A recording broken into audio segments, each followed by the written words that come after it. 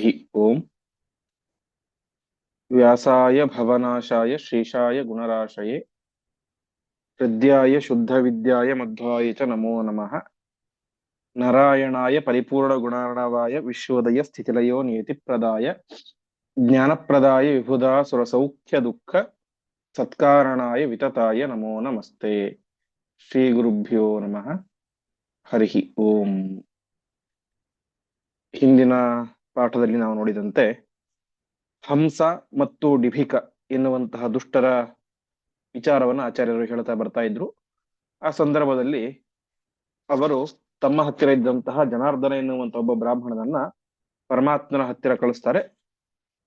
ಏನಂತಂದ್ರೆ, ನಾವು ರಾಜಸೂಯ ಯಾಗವನ್ನು ಮಾಡ್ತಾ ಇದ್ದೀವಿ, ಹಾಗಾಗಿ ನೀನು ಹೇಗಿದ್ರು ಸಮುದ್ರದಲ್ಲಿ ಇರುವಂತವನು, ಆ ಸಮುದ್ರದಿಂದ ಹುಟ್ಟಿದಂತಹ ಒಂದು ಉಪ್ಪನ್ನ, ಆಭರಣಗಳನ್ನ ನಮಗೆ ಕಪ್ಪವಾಗಿ ತಂದು ಕೊಡಿ ಎಂಬುದಾಗಿ ಹೇಳಿದಾಗ, ಪರಮಾತ್ಮ ನಾನು ನನ್ನ ಆಯುಧಗಳ ಮೂಲಕ ನಿಮಗೆ ಕರವನ್ನು ಕೊಡ್ತೇನೆ, ಕಪ್ಪವನ್ನು ಕೊಡ್ತೇನೆ ಎಂಬುದಾಗಿ ತಿಳಿಸ್ತಾನೆ.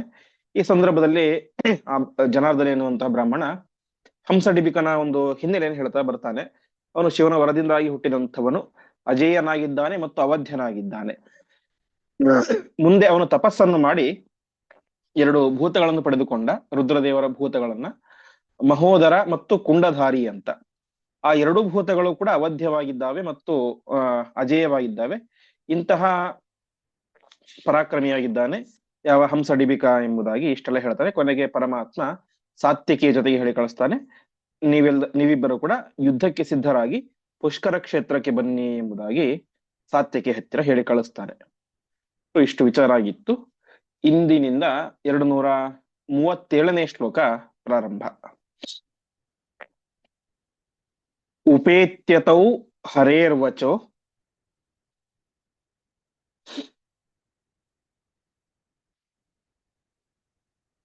ಜಗಾದ ಸಾತ್ಯಕಿರ್ಬಲಿ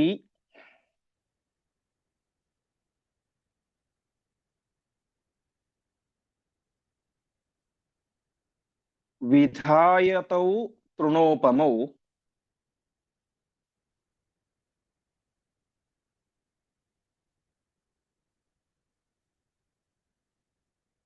ಗಿರಾಜಗಾಮ ಕೇಶವಂ.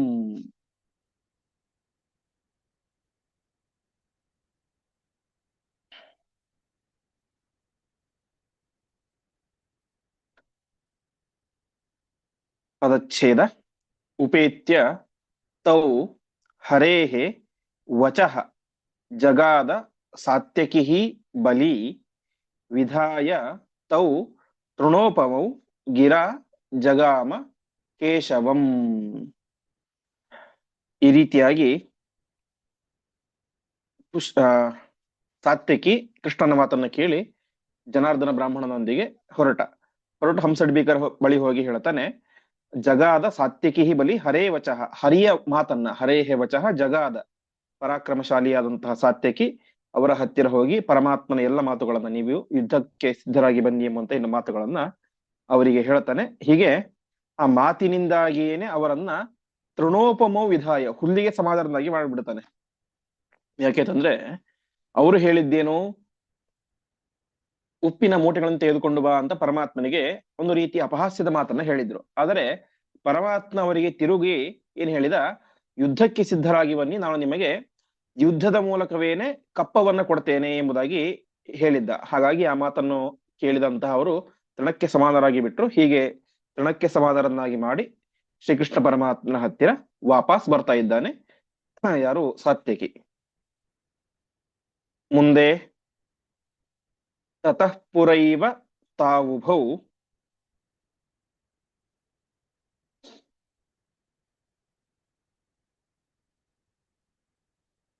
ದ್ವಿಜಂ ಹರಸ್ವರೂಪಿಣಂ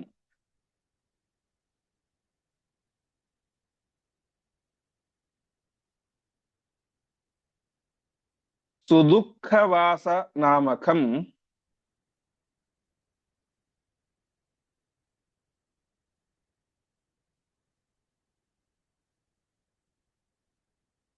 ಪ್ರಚಕ್ರತುಃ ತೃಣೋಪಮಂ.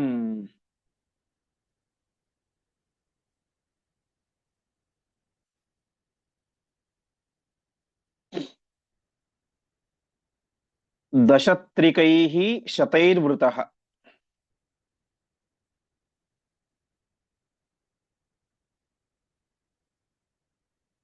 यतीश्वरः स सर्ववित् यतीश्वरैः सह सर्ववित्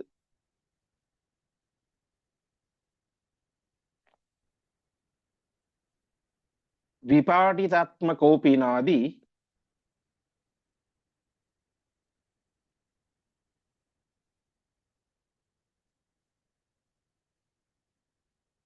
सर्वमात्रको अभवत्।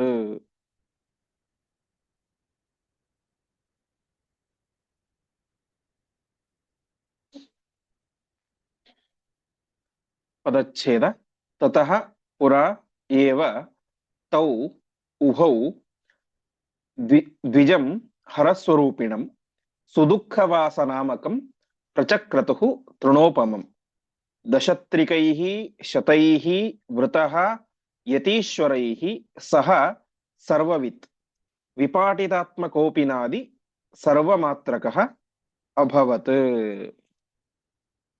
ಈ ಸಂದರ್ಭದಲ್ಲಿ ಅಂದ್ರೆ ಇಲ್ಲೇನೋ ಈ ಘಟನೆ ಆಯ್ತಲ್ಲ, ಯುದ್ಧಕ್ಕೆ ಬಾ ಅಂತ ಕೃಷ್ಣ ಪರಮಾತ್ಮ ಹೇಳಿ ಕಳಿಸಿದ್ದ, ಆ ಸಂದರ್ಭಕ್ಕಿಂತ ಸ್ವಲ್ಪ ಮುಂಚೆ ಏನಾಗಿತ್ತು, ತತಃಪುರ ಇವ ಅದಕ್ಕಿಂತ ಮುಂಚೆ ಬಹಳ ದೊಡ್ಡ ಒಂದು ಅನರ್ಥವನ್ನ, ಅಪರಾಧವನ್ನು ಮಾಡಿದ್ರು ಈ ಹಂಸ ಮತ್ತು ಡಿಹಿಕರು. ಏನ್ ಮಾಡಿದ್ರು, ಹರಸ್ವರೂಪಿಣಂ ದ್ವಿಜಂ. ಹರಸ್ವರೂಪಿ ಅಂತಂದ್ರೆ ರುದ್ರಾವತಾರಿಗಳಾದಂತಹ ದ್ವಿಜರನ್ನ, ಬ್ರಾಹ್ಮಣರನ್ನ, ಅರ್ಥಾತ್ ದುರ್ವಾಸ ಋಷಿಗಳನ್ನ ಅವರು ತುಂಬಾ ಅವಮಾನ ಮಾಡಿದ್ರು. ಸುದುಃಖವಾಸ ನಾಮಕಂ. ಆಚಾರ್ಯರು ಇಲ್ಲಿ ದುರ್ವಾಸರನ್ನ ನೇರವಾಗಿ ದುರ್ವಾಸರು ಅಂತ ಹೆಸರು ಇಟ್ಟು ಹೇಳಿಲ್ಲ. ಮತ್ತೆ ಸುದುಃಖವಾಸ ನಾಮಕ, ಹಿಂದೆ ನಾವು ಅನೇಕ ಸಲ ಕೇಳಿದಂತೆ ದುರ್ವಾಸ ಋಷಿಗಳು ವಾಸ ಮಾಡಿದ ಸ್ಥಳದಲ್ಲಿ ತುಂಬಾ ದುಃಖ ಆಗ್ತಾ ಇತ್ತು. ಅರ್ಥಾತ್ ಅವರನ್ನ ಮೇಂಟೈನ್ ಮಾಡೋದು ಕಷ್ಟ, ಭಾರಿ ಸಿಟ್ಟು, ಸ್ವಲ್ಪ ಕೂಡ ಆಚೆ ಈಚೆ ಆಗ್ಬಾರ್ದು. ಹಾಗಾಗಿ ಅವರನ್ನ ಯಾರು ತಮ್ಮ ಮನೇಲಿ ಇಟ್ಕೊಳ್ತಾರೋ ಅವರಿಗೆ ಸ್ವಲ್ಪ ಕಷ್ಟ ಆಗ್ತಾ ಇತ್ತು. ಹಾಗಾಗಿ ಅವರ ಹೆಸರೇ ದೂರ್ವಾಸ. ಎಲ್ಲಿ ವಾಸ ಮಾಡಿದ್ರೆ ಅವ್ರಿಗೆ ದುಃಖ ಆಗುತ್ತೋ ಹಾಗಾಗಿ ಅವರಿಗೆ ದೂರ್ವಾಸ ಅಂತ ಹೆಸರು ಅಂತ. ಹೀಗೆ ಬರೀ ದುಃಖ ಅಲ್ಲ, ಸುದುಃಖ, ಭಾರಿ ಕಷ್ಟ. ಅಂತಹ ದುರ್ವಾಸರು, ಅಂತಹ ದುರ್ವಾಸರು ಇಡೀ ಜಗತ್ತನ್ನೇ ಅಲುಗಾಡಿಸುವಂತವರು, ಇಡೀ ಜಗತ್ತು ಅವರನ್ನು ಕಂಡು ಹೆದರುತ್ತೆ. ಅಂತಹ ದುರ್ವಾಸರಿಗೇನೆ ಇವರಿಬ್ಬರು ಭಾರಿ ಅವಮಾನವನ್ನು ಮಾಡಿ ತೃಣೋಪಮಂ ಪ್ರಚಕ್ರತು, ಹುಲ್ಲಿಗೆ ಸಮಾನರನ್ನಾಗಿ ಮಾಡಿಬಿಟ್ಟಿದ್ರು.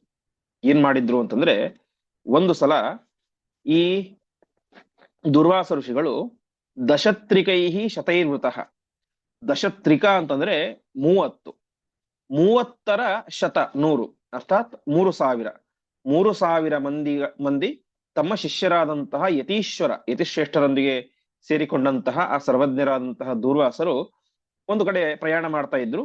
ಆ ಸಂದರ್ಭದಲ್ಲಿ ಏನಾಯ್ತು, ಈ ಹಂಸ ಮತ್ತು ಡಿಭಿಕರು ಅವರಿಗೆ ಅಪಹಾಸ್ಯವನ್ನು ಮಾಡಿ, ಅವಮಾನವನ್ನು ಮಾಡಿ, ಬರೀ ಅವಮಾನ ಮಾತ್ರ ಅಲ್ಲ, ವಿಪಾಟಿತಾತ್ಮ ಕೌಪಿನಾದಿ ಎಂಬುದಾಗಿ ಹೇಳ್ತಾರೆ. ಅರ್ಥಾತ್ ಯತಿಗಳ ಪ್ರಧಾನವಾದಂತಹ ಚಿಹ್ನೆ ಕೌಪಿನ, ಅದು ಪ್ರಧಾನವಾದದ್ದು. ಇಲ್ಲಿ ಏನಾಗ್ಬಿಡ್ತು, ಆ ಪರಮಹಂಸ ಸನ್ಯಾಸಿಗಳ ಕೌಪೀನವನ್ನೇ ಹರಿದು ಹಾಕಿಬಿಟ್ರು ಅಂತೆ. ಹರಿವಂಶದಲ್ಲಿ ಅದರ ಬಗ್ಗೆ ಬರುತ್ತೆ. ಅಲ್ಲಿ ಪುರಾಣಿಕರ ಪುಸ್ತಕದಲ್ಲಿ ಕೊಟ್ಟಿದ್ದಾರೆ. ಕೋನಾಮಾಸೋ ಮಹಾಭೂತಃ ಕಾಷಾಯಿ ವರ್ಣವಿತ್ತಮಃ ಕಶ್ಚಾಯಂ ಆಶ್ರಮೋ ನಾಮ ವಿಹಾಯಚ ಗೃಹಾಶ್ರಮಂ ಅಂತ. ಹಂಸಡಿಬಿಗರಿಗೆ ಅಷ್ಟೊಂದು ಜ್ಞಾನ ಏನಿರ್ಲಿಲ್ಲ. ಅವ್ರು ಹೇಳ್ತಾರೆ, ಇರುವುದೊಂದೇ ಗೃಹಸ್ಥಾಶ್ರಮ, ಆ ಗೃಹಸ್ಥಾಶ್ರಮವನ್ನು ಬಿಟ್ಟು ಇದೇನು ವಿಚಿತ್ರವಾದಂತಹ ಯತ್ಯಾಶ್ರಮ, ಇದೇನು ಕೋಪಿನ, ಸರಿ ಮೈ ಮೇಲೆ ಸರಿಯಾಗಿ ಬಟ್ಟೆ ಇಲ್ಲ, ತಲೆ ಮೇಲೆ ಕೂದಲಿಲ್ಲ, ಈ ರೀತಿಯಾಗಿ ಜನಿವಾರ ಇಲ್ಲ ಅಂತ ಅನೇಕ ರೀತಿಯಾದಂತಹ ಅವರಿಗೆ ಅಪಹಾಸ್ಯವನ್ನು ಮಾಡ್ತಾರೆ, ಅವಮಾನವನ್ನು ಮಾಡ್ತಾರೆ. ಆ ಸಂದರ್ಭದಲ್ಲಿ ದುರ್ವಾಸ ಋಷಿಗಳ ಕೌಪೀನವನ್ನೇ ಹರಿದು ಹಾಕಿ ಬಿಡ್ತಾರೆ ಅಂತೆ. ಈ ರೀತಿಯಾಗಿ ಅನೇಕ ರೀತಿಯಾದಂತಹ ಅವಮಾನವನ್ನ, ಅವರ ಕೈಲಿದ್ದಂತಹ ದಂಡ ಕಮಂಡ ಇತ್ಯಾದಿ ಎಲ್ಲ ವಸ್ತುಗಳನ್ನು ಕೂಡ ಏನ್ ಮಾಡ್ತಾರೆ, ಈ ಹಂಸ ಮತ್ತು ಡಿಬಿಕ ಇಬ್ಬರು ಕೂಡ ಸೇರಿಕೊಂಡು ನಾಶ ಮಾಡಿ ಅವರನ್ನ ತೃಣೋಪಮಂ, ತೃಣಕ್ಕೆ ಸಮಾನರನ್ನಾಗಿ ಮಾಡಿಬಿಡ್ತಾರೆ. ಈ ರೀತಿಯಾಗಿ ಬಹಳ ದೊಡ್ಡ ಅವಮಾನವನ್ನ ಮಾಡ್ತಾರೆ. ಮುಂದೆ ವರಾತ್ ಸ್ವಸಂಭವಾದಸೌ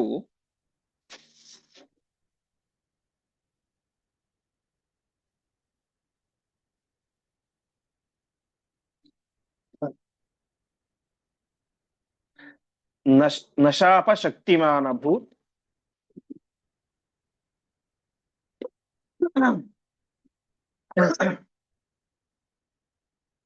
ತತಃ ಸಮಸ್ತ ಭಂಜನೋರು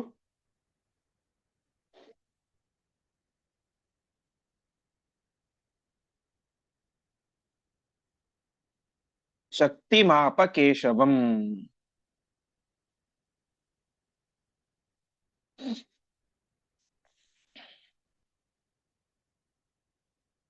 ವರಾತ್ ಸ್ವಸಂಭವಾದಸೌ ಸತಾನ್ ಸಮರ್ಚ್ಯ ಮಾಧವಃ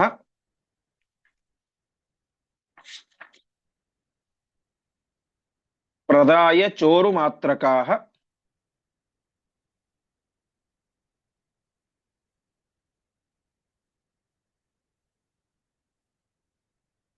ಯಯೌ ಚ ತೈಃ ಸಮನ್ವಿತಃ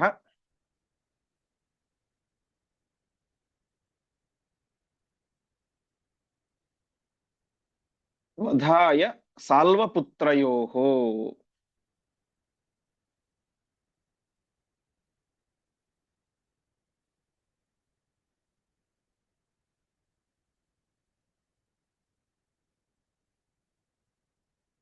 ಒಂದೇ ನಿಮಿಷ. ಪದಚ್ಛೇದ.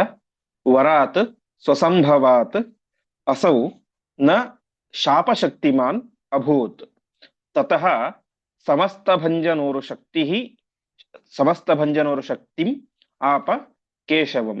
ಸಹ ತಾನ್ ಸಮರ್ಚ್ಯ ಮಾಧವಃ ಪ್ರದಾಯ ಚ ಉರುಮಾತ್ರಕಾಃ ಯಯೌ ಚ ತೈಃ ಸಮನ್ವಿತಃ ವಧಾಯ ಸಾಲ್ವಪುತ್ರಯೋಃ. ಅಲ್ಲ, ಮಹರುದ್ರದೇವರ ವರವನ್ನು ಪಡೆದುಕೊಂಡು ಅಜೇಯರಾದಂಥವರು, ಅವಧ್ಯರಾದಂಥವರು ಯಾರು? ಈ ಇಬ್ಬರು, ಹಂಸ ಮತ್ತು ಡಿಭಿಕರು. ಇವರ್ಯಾರು? ದುರ್ವಾಸರು, ಮಹರುದ್ರದೇವರ ಅವತಾರ. ಹಾಗಾಗಿ ಹಂಸ ಡಿಭಿಕರಿಗೆ ಶಾಪ ಕೊಡ್ಲಿಕ್ಕೆ ಅವ್ರ ಕೈಲಿ ಆಗ್ಲಿಲ್ವಾ, ವಾಪಸ್ ತಿರುಗಿ ಅಂತ ಪ್ರಶ್ನೆ ಮಾಡ್ಕೊಂಡ್ರೆ ಆಚಾರ್ಯರು ಇಲ್ಲಿ ನಿರ್ಣಯವನ್ನು ಕೊಡ್ತಾ ಇದ್ದಾರೆ. ಅರ್ಥಾತ್ ಇದು ಹರಿವಂಶದಲ್ಲಿ ಬರೀ ಇಷ್ಟೇ ಬರುತ್ತೆ, ಈ ರೀತಿಯಾಗಿ ಘಟನೆ ಆಯ್ತು, ಅವ್ರು ವಾಪಸ್ ಬಂದ್ಬಿಟ್ರು ಅಂತ. ಮತ್ತೆ ಇನ್ನೊಂದು ನಿರ್ಣಯ ಅಂತಂದ್ರೆ ಅಲ್ಲಿ ವಾಸ್ತವಿಕವಾಗಿ ಹರಿವಂಶದಲ್ಲಿ ಚೈವ ಸಹಸ್ರಾಣಿ ಪುರಸ್ಕೃತ್ಯ ಮಹಾಮುನಿಂ ದುರ್ವಾಸಸಂ ತಪೋಯೋನಿಂ ಈಶ್ವರಸ್ಯ ಆತ್ಮಸಂಭವಂ ಅಂತ ಹರಿವಂಶದಲ್ಲಿ ಹೇಳುವಂತಹ ಸಂಖ್ಯೆ 5,000 ಅಂತ. 5,000 ಸನ್ಯಾಸಿಗಳೊಂದೇ ಸೇರಿಕೊಂಡು ದೂರ್ವಾಸ ಋಷಿಗಳಲ್ಲಿ ಬಂದ್ರು ಅಂತ ಹೇಳ್ತಾರೆ. ಆದರೆ ಆಚಾರ್ಯರು ನಿರ್ಣಯವನ್ನು ಕೊಡ್ತಾ ಇದ್ದಾರೆ, ಅದು 5,000 ಅಲ್ಲ, 3,000 ಅಂತ. ಈ ರೀತಿಯಾಗಿ 3,000 ಸನ್ಯಾಸಿಗಳೊಂದೇ ಬಂದರು. ಅಷ್ಟು ದೊಡ್ಡ ಅವಮಾನ ಆಗ್ತಾ ಇದ್ರು ಕೂಡ ವಾಪಸ್ ಶಾಪ ಯಾಕೆ ಕೊಡ್ಲಿಲ್ಲ ಅಂತ ನಮಗೆ ಸಹಜವಾಗಿ ಪ್ರಶ್ನೆ ಬರುತ್ತೆ. ಅದಕ್ಕೆ ಆಚಾರ್ಯ ಹೇಳ್ತಾ ಇದ್ದಾರೆ, ಸ್ವಸಂಭವಾತ್ ವರಾತ್, ಈ ಹಂಸ ಮತ್ತು ಡಿಭಿಕರಿಗೆ ತಾವೇ ವರವನ್ನ ಕೊಟ್ಟಿದ್ದಾರೆ. ಏನಂತ? ಅಜೇಯರಾಗಿ ಅವಧ್ಯರಾಗಿ ಅಂತ. ತಾವೇ ವರವನ್ನು ಕೊಟ್ಟಿದ್ರಿಂದಾಗಿ ಅಲ್ಲಿ ಏನಾಯ್ತು? ನ ಶಾಪ ಶಕ್ತಿಮಾನ್ ಅಭೂತ್, ಅವರಿಗೆ ಅದನ್ನ ಮೀರಿ ಶಾಪ ಕೊಡುವಂತಹ ಶಕ್ತಿ ಇರ್ಲಿಲ್ಲ. ಹಾಗಾಗಿ ಅವರೇನ್ ಮಾಡಿದ್ರು? ಸಮಸ್ತ ಭಂಜನೋರು ಶಕ್ತಿ, ಎಲ್ಲವನ್ನು ಭಂಜನ ನಾಶ ಮಾಡುವಂತಹ ಸಾಮರ್ಥ್ಯ ಇರುವಂತಹ ಪರಮಾತ್ಮನನ್ನೇ ತಾವು ಪಾದಕ್ಕೆ ಶರಣ ಹೋಗ್ತಾರೆ. ಅರ್ಥಾತ್ ಅಲ್ಲಿ ತಾವೇ ವರವನ್ನು ಕೊಟ್ಟುಬಿಟ್ಟಿದ್ರು. ಹಾಗಾಗಿ ತಾವು ಆ ವರವನ್ನು ಮೀರಿ ಮತ್ತೆ ಅವರಿಗೆ ನಾಶವಾಗಿ ಅಥವಾ ಇನ್ನೊಂದೇನಾಗಿ ಅಂತ ಶಾಪ ಕೊಡುವಂತಹ ಪ್ರಸಕ್ತಿ ಇರ್ಲಿಲ್ಲ, ಸಾಮರ್ಥ್ಯ ಇರ್ಲಿಲ್ಲ. ಹಾಗಾಗಿ ಏನಾಯಿತು? ಅವರು ಸರ್ವ ಸಂಹಾರಕನಾದಂತಹ ದೊಡ್ಡ ಶಕ್ತಿಯಾದಂತಹ ಶ್ರೀಕೃಷ್ಣ ಪರಮಾತ್ಮನ ಹತ್ತಿರ ನೇರವಾಗಿ ಬರ್ತಾರೆ. ಹೀಗೆ ಹಂಸ ಡಿಭಿಕರಿಂದಾಗಿ ಅವಮಾನಿತರಾದಂತಹ ದುರ್ವಾಸರು ಪರಮಾತ್ಮನನ್ನು ಶರಣ ಹೊಂದಿದರು. ನಡೆದಂತಹ ಎಲ್ಲ ಘಟನೆಗಳನ್ನು ಕೂಡ ಹೇಳಿದರು. ನಮ್ಮನ್ನು ರಕ್ಷಣೆ ಮಾಡಬೇಕು ಎಂಬುದಾಗಿ ಪ್ರಾರ್ಥನೆ ಮಾಡಿಕೊಂಡ್ರು. ಪ್ರಾರ್ಥನೆ ಮಾಡಿದಾಗ ಪರಮಾತ್ಮ ತಾನ್ ಸಮರ್ಚ್ಯ, ಬಂದಂತಹ ಎಲ್ಲ ಯತಿಗಳಿಗೂ ಕೂಡ ವಿಶಿಷ್ಟವಾದಂತಹ ಯೋಗ್ಯವಾದಂತಹ ಪೂಜೆಯನ್ನು ಮಾಡಿ ಅವರಿಗೆ ಉರು ಮಾತ್ರಕಾಹ, ಉರು ಅಂದ್ರೆ ಶ್ರೇಷ್ಠವಾದಂತಹ, ಅವರಿಗೆ ಬೇಕಾದಂತಹ ಕೋಪಿನ, ದಂಡ, ಕಮಂಡಲು ಎಲ್ಲ ರೀತಿಯಾದಂತಹ ಯತಿಗಳಿಗೆ ಬೇಕಾದಂತಹ ಪದಾರ್ಥಗಳನ್ನ ಕೊಟ್ಟು ಅವರಿಗೆ ವಿಶೇಷವಾದಂತಹ ಸತ್ಕಾರವನ್ನು ಮಾಡಿ ತಾನೇ ಮಾಡಿದ ತೈಹಿ ಸಮನ್ವಿತ, ಅವರ ಜೊತೆಗೇನೆ ಸೇರಿಕೊಂಡು ಮತ್ತೆ ಮುಂದೆ ಸಾಲ್ವಪುತ್ರಯೋಹೋ ವಧಾಯ ಯಯೌ, ಆ ಸಾಲ್ವಪುತ್ರರು ಅರ್ಥಾತ್ ಹಂಸ ಡಿಭಿಕರ ಸಂಹಾರಕ್ಕೋಸ್ಕರ ಅಂತ ತಾನು ಪ್ರಯಾಣವನ್ನು ಮುಂದುವರಿಸಿದ. ಹೀಗೆ ಇಲ್ಲಿ ಸಂಹಾರಕ್ಕೆ 2 ಕಾರಣ ಸಿಕ್ಕಂಗಾಯಿತು. ಒಂದು, ಸ್ವತಃ ಅವನೇ ಕೃಷ್ಣ ಪರಮಾತ್ಮನಿಗೆ ಅವಮಾನವನ್ನು ಮಾಡುವಂತೆ ಮಾತನಾಡಿದ್ದಾನೆ.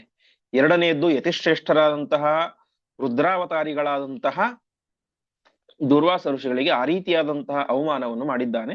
ಹಾಗಾಗಿ ಪರಮಾತ್ಮ ತಾನೇ ಮಾಡಿದ, ಇನ್ನೂ ತಡ ಮಾಡುವುದು ಬೇಡ ಅಂತ ಅವರಿಬ್ಬರ ಸಂಹಾರಕ್ಕೆ ಅಂತ ಅವರನ್ನು ಕರೆದುಕೊಂಡೇ ಹೊರಟ. ಅರ್ಥಾತ್ ಆ ದುರ್ವಾಸರು ಮುಂತಾದಂತಹ ಯತಿಗಳನ್ನು ಕರೆದುಕೊಂಡೇನೆ ತಾನು ಆ ಹಂಸಡಿಬಿಕರ ಸಂಹಾರಕ್ಕೆ ಅಂತ ಹೊರಡ್ತಾ ಇದ್ದಾನೆ.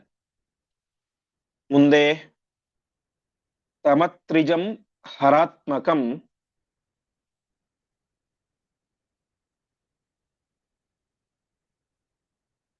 ಯತೋ ಹಿ ವೇದಮಾಗಧಃ.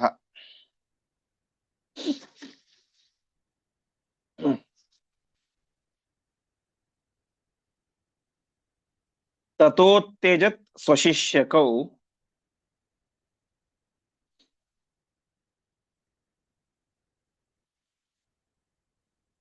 ನಿಶಮ್ಯ ತತ್ಪ್ರತೀಪಕೌ.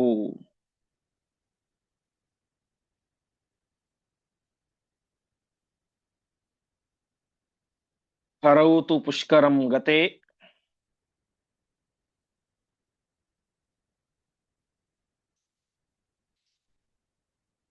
ಮುನೀಶ್ವರೈಃ ಸಮನ್ವಿತೆ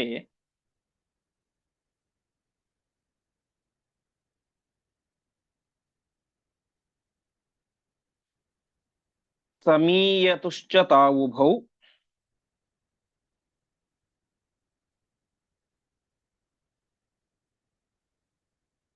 ಅಥಾತ್ರ ಹಂಸಡೀಭಿಕೌ.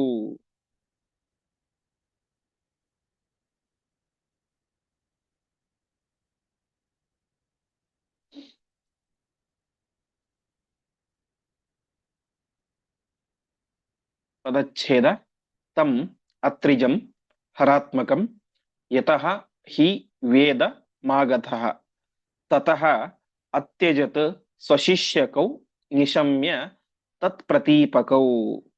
ಹರೌ ತು ಪುಷ್ಕರಂ ಗತೆ ಮುನೀಶ್ವರೈಃ ಸಮನ್ವಿತೆ ಸಮೀಯತುಃ ಚ ತೌ ಉಭೌ ಅಥ ಅತ್ರ ಹಂಸಡೀಭಿಕೌ.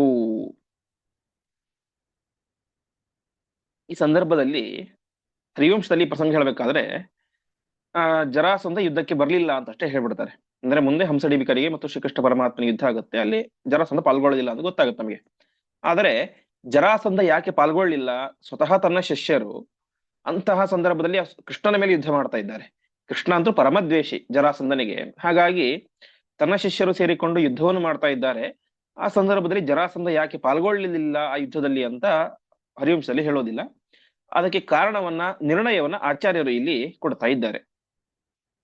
ಹಿಂದೆ ನಾವು ನೋಡಿದಂತೆ ಜರಾಸಂಧ ಪರಮ ಶಿವಭಕ್ತ, ಶೈವ. ಅವನಿಗೆ ಗೊತ್ತಿತ್ತು ಏನಂತ, ಅತ್ರಿಜಂ, ಅತ್ರಿಜ ಅಂತಂದ್ರೆ ಅತ್ರಿ ಮತ್ತು ಅನಸೂಯ ದಂಪತಿಗಳಲ್ಲಿ ಹುಟ್ಟಿದಂಥವರು ದುರ್ವಾಸ ಋಷಿಗಳು. ಬ್ರಹ್ಮ ವಿಷ್ಣು ಮಹೇಶ್ವರರನ್ನ ಮಕ್ಕಳನ್ನಾಗಿ ಪಡಿಬೇಕು ಅಂತ ತಪಸ್ಸನ್ನು ಮಾಡಿರ್ತಾರೆ. ಅಲ್ಲಿ ರುದ್ರದೇವರು ದುರ್ವಾಸರಾಗಿ ಹುಡ್ತಾರೆ. ಹೀಗೆ ತಮ್ ಅತ್ರಿಜಂ ಚಂದ್ರ, ಒಂದ್ ನಿಮಿಷ, ದುರ್ವಾಸರೇ, ದತ್ತ ಮತ್ತು ದುರ್ವಾಸ ಚಂದ್ರ ಅಂತ. ಹೀಗೆ ಅತ್ರಿಜಂ ಹರಾತ್ಮಕಂ, ಅತ್ರಿ ಋಷಿಗಳಿಂದ ಹುಟ್ಟಿದಂಥವ್ರು ಯಾರು, ದುರ್ವಾಸರು. ಆ ದುರ್ವಾಸರ ಸ್ವರೂಪ ಏನು ಅಂತ ಜರಾಸಂಧನಿಗೆ ಗೊತ್ತು. ಹರಾತ್ಮಕಂ, ಅವರು ರುದ್ರದೇವರ ಅವತಾರ ಅಂತ ಯಾರಿಗ್ ಗೊತ್ತು, ಜರಾಸಂಧನಿಗೆ ಗೊತ್ತು. ಯತೋಹಿ ವೇದ ಮಾಗಧಃ, ಮಾಗಧಃ ವೇದ, ಮಾಗಧನಿಗೆ ಗೊತ್ತು. ಹಾಗಾಗಿ ಅವನೇ ಮಾಡಿದ, ಸ್ವಶಿಷ್ಯಕೌ, ತನ್ನ ಶಿಷ್ಯರಾದಂತಹ ಹಂಸಡಿಬಿಕರು, ತತ್ ಪ್ರತೀಪಕೌ, ಆ ದುರ್ವಾಸರಿಗೆ ಅಪಚಾರವನ್ನು ಮಾಡಿದರು ಅಂತ ಅವನು ಬಿಟ್ಟು ಅಂತ. ಇಲ್ಲಿ ಒಟ್ಟು ತಾತ್ಪರ್ಯ ಇಷ್ಟು. ಜರಾಸಂಧ ಪರಮ ಶೈವ ಭಕ್ತ, ಹಾಗಾಗಿ ಅವನಿಗೆ ರುದ್ರದೇವರ ಅವತಾರ ದುರ್ವಾಸರದ್ದು ಗೊತ್ತು. ಆ ದುರ್ವಾಸರಿಗೆ ತನ್ನ ಶಿಷ್ಯರು ಅಪಮಾನ ಮಾಡಿದ್ದಾರೆ, ಹಂಸಡಿಬಿಕರು ಅಪಮಾನವನ್ನು ಮಾಡಿದ್ದಾರೆ, ಅವರ ಕೌಪಿನಾದಿಗಳನ್ನು ಹರಿದು ಹಾಕಿದ್ದಾರೆ. ಹಾಗಾಗಿ ಒಂದು ರೀತಿಯಲ್ಲಿ ಅವರು ಮಾಡಿದಂತಹ ಅಪರಾಧ ರುದ್ರದೇವರಿಗೆ ಮಾಡಿದಂತಹ ಅಪರಾಧ. ಆ ಹಿನ್ನೆಲೆಯಲ್ಲಿ ತಾನೇ ಅವರನ್ನ ಬಿಟ್ಟ, ಅರ್ಥಾತ್ ಅವರೊಟ್ಟಿಗೆ ಸೇರುವುದಾಗಲಿ, ಮಾತನಾಡುವುದಾಗಲಿ, ಅಥವಾ ಅವರ ಪಕ್ಷವನ್ನು ಸೇರಿಕೊಂಡು ಯುದ್ಧ ಮಾಡುವುದಾಗಲಿ ಬಿಟ್ಟ. ಅದಕ್ಕೆ ಕಾರಣ ಏನು ಅಂತಂದ್ರೆ, ತಾನು ನಂಬಿಕೊಂಡು ಬಂದಂತಹ ರುದ್ರದೇವರಿಗೆ, ದುರ್ವಾಸ ಋಷಿಗಳಿಗೆ ಅವರು ಅವಮಾನ ಮಾಡಿದ್ದಾರೆ. ಹಾಗಾಗಿ ಅವನೇನಾಗ್ಲಿಲ್ಲ, ಮುಂದೆ ಯುದ್ಧದಲ್ಲಿ ಪಾಲ್ಗೊಳ್ಳಿಲ್ಲ. ಇಷ್ಟ ಆಯಿತು. ಇಷ್ಟ ಆದ ಮೇಲೆ ಮತ್ತೆ ಆಚಾರ್ಯರು ಮುಂದೆ ಮತ್ತೆ ಕಥೆ ಭಾಗಕ್ಕೆ ಬರ್ತಾರೆ. ಹರೌತು ಪುಷ್ಕರಂ ಗತೆ ಮುನೀಶ್ವರೈ ಸಮನ್ವಿತೆ.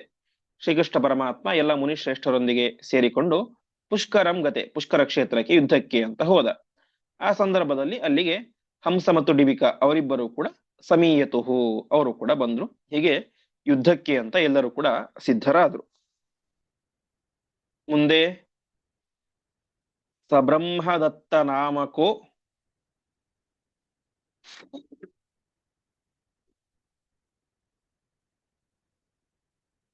ಅತ್ರ ತತ್ಪಿತಾಪ್ಯುಪಾಯಯೌ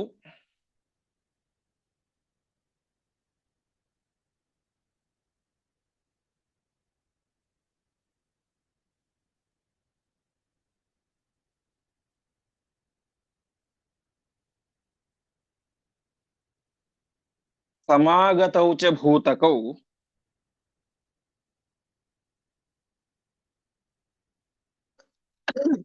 ಶಿವಸ್ಯಯೌ ಪುರಸ್ಸರೌ.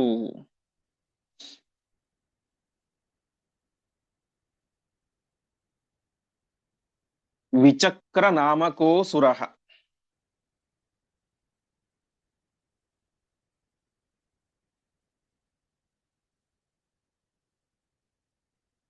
ಪುರಾ ವಿರಿಂಚತೋ ವರಂ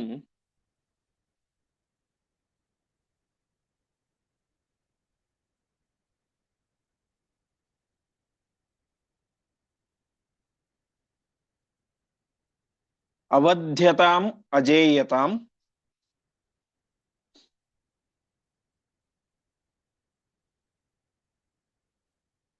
ಅವಾಪ್ಯ ಬಾಧತೆ ಸುರಾನ್.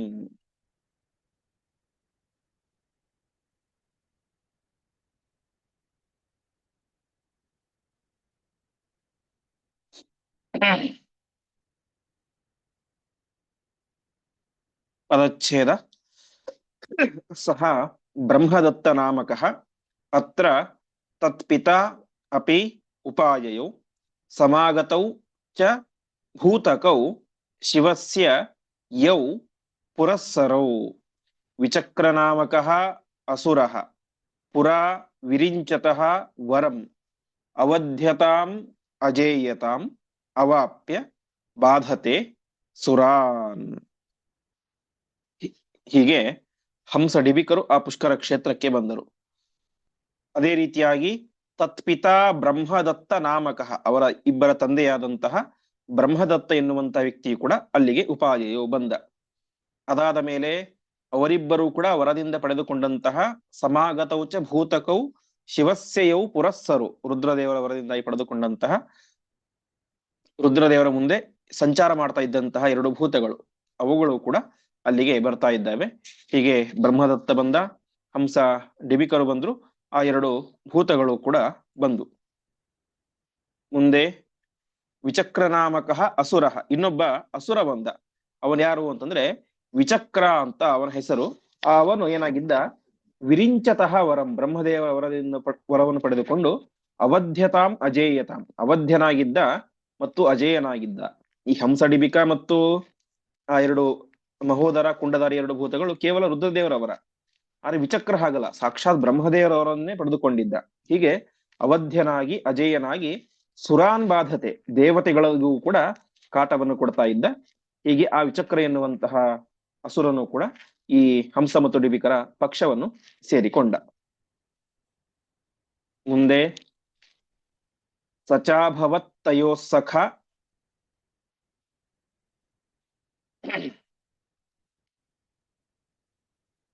ಸಹಾಯ ಕಾಮ್ಯಯಾಭವತ್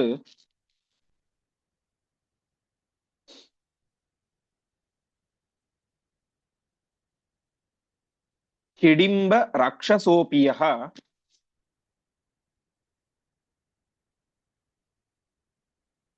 ಪುರಾಪ ಶಂಕರಾದ್ವರಂ.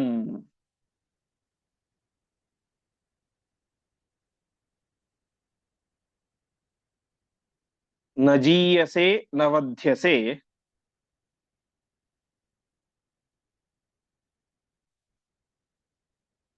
ಕುತಶ್ಚನೇತಿ ತೋಷಿತಾತ್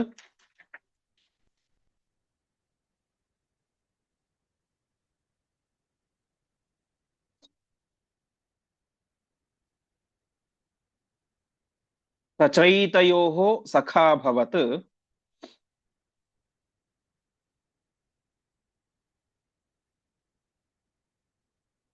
समाजगाम तत्र च।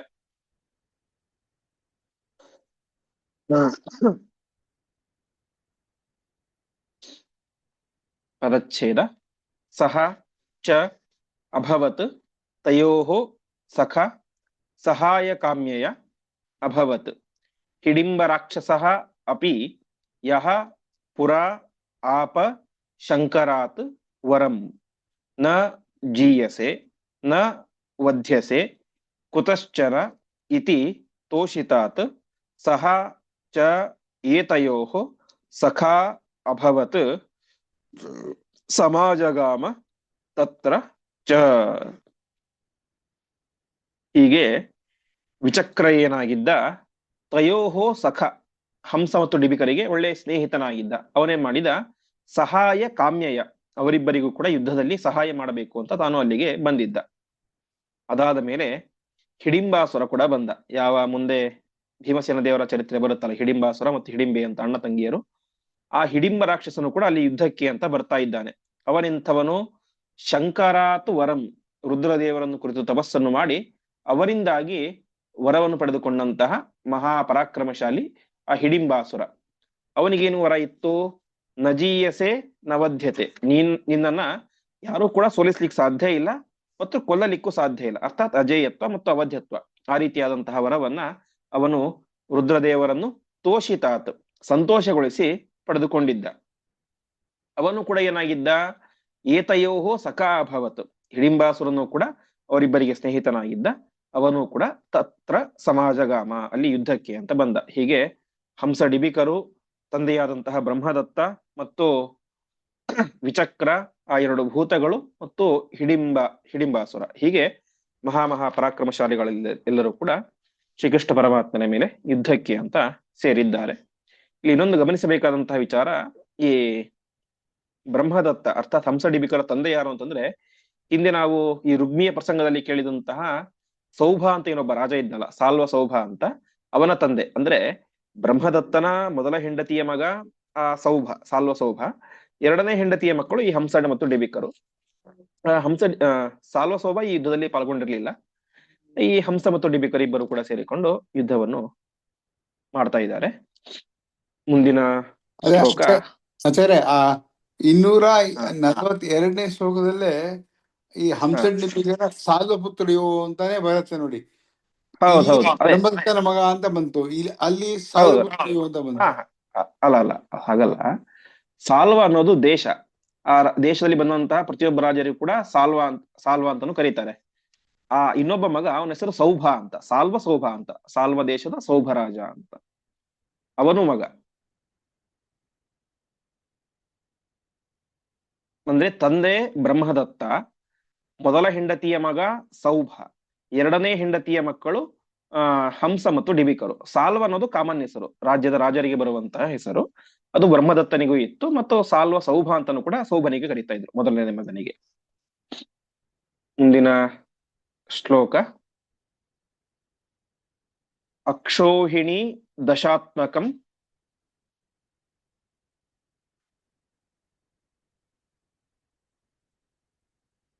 ಬಲಂ ತಯೋರ್ಬಭೂವಃ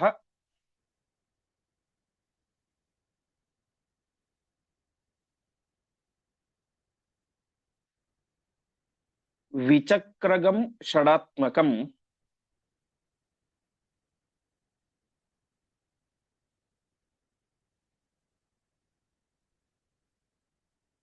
ತಥೈಕಮೇವ ರಾಕ್ಷಸಂ.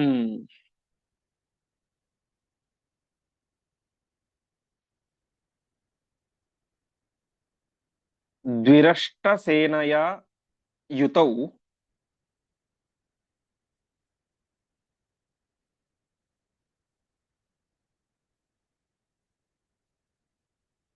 ಸಹೈಕ ಏವ ತೌ ನೃಪೌ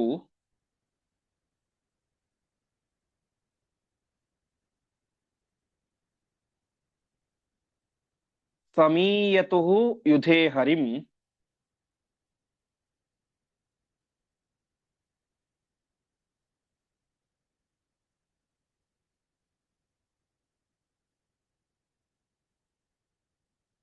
ಹರಿಶ್ಚತೌ ಸಸಾರಃ.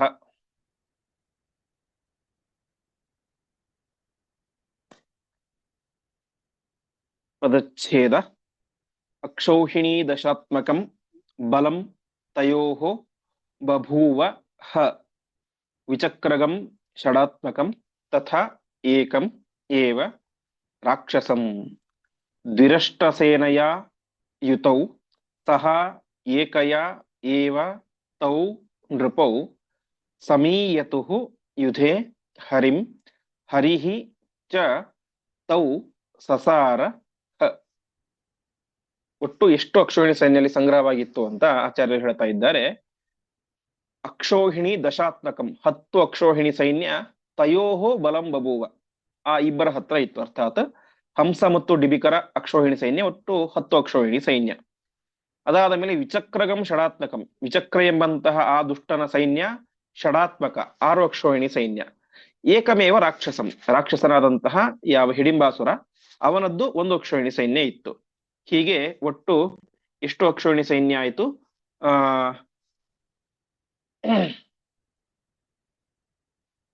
ದ್ವಿರಷ್ಟ ಸೇನಯಾ ಯುತೌ 17 ಅಕ್ಷೋಹಿಣಿ ಸೈನ್ಯ, ಸಹ ಏಕಯ ಜೊತೆಗೆ 1 ಯುತೌ ತೌ ನೃಪೌ ಒಟ್ಟು 18 ಅಕ್ಷೋಹಿಣಿ ಸೈನ್ಯ.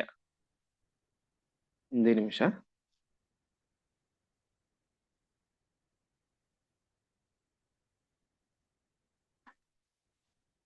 ಹತ್ತು 6 17 ಅಕ್ಷೋಹಿಣಿ ಸೈನ್ಯ, ಸಾರಿ. 8 8 16 ದ್ವಿರಷ್ಟ 8ರ 2 ಅಂದ್ರೆ 16 ಸೇನೆ ಜೊತೆಗೆ ಸಹ ಏಕಯ ಜೊತೆಗೆ 1 17 ಒಟ್ಟು 17 ಅಕ್ಷೋಹಿಣಿ ಸೈನ್ಯದಿಂದಾಗಿ ಕೂಡಿದಂತಹ ಆ ಇಬ್ಬರು ಹಂಸ ಮತ್ತು ಡಿಬಿಕರು ಯುಧೇ ಹರಿಂ ಸಮೀಯತು ಯುದ್ಧ ಮಾಡಬೇಕು ಅಂತ ಶ್ರೀಕೃಷ್ಣ ಪರಮಾತ್ಮನ ಮೇಲೆ ಆಕ್ರಮಣವನ್ನು ಮಾಡ್ತಾ ಇದ್ದಾರೆ. ಆ ಸಂದರ್ಭದಲ್ಲಿ ಹರಿಶ್ಚತೌ ಸಸಾರಹ ಶ್ರೀಕೃಷ್ಣ ಪರಮಾತ್ಮನು ಕೂಡ ಅವರ ಮೇಲೆ ಯುದ್ಧಕ್ಕೆ ಅಂತ ಮುನ್ನುಗ್ತಾ ಇದ್ದಾರೆ. ಹೀಗೆ 17 ಅಕ್ಷೋಹಿಣಿ ಸೈನ್ಯದೊಟ್ಟಿಗೆ ಶ್ರೀಕೃಷ್ಣ ಪರಮಾತ್ಮ ತಾನು ಯುದ್ಧವನ್ನು ಮಾಡ್ತಾ ಇದ್ದಾನೆ. ಯಾದವರ ಸೈನ್ಯ ಕೇವಲ 3 ಅಕ್ಷೋಹಿಣಿ ಸೈನ್ಯ ಇತ್ತು, ಅದು ಮುಂದೆ ಬರುತ್ತೆ. ಹೀಗೆ 3 ಅಕ್ಷೋಹಿಣಿ ಸೈನ್ಯ ಜೊತೆಗೆ 17 ಅಕ್ಷೋಹಿಣಿ ಸೈನ್ಯ, ಇಷ್ಟು ಸೈನ್ಯದ ಮಧ್ಯ ಯುದ್ಧ ಎಂಬುದು ಆಗ್ತಾ ಇದೆ.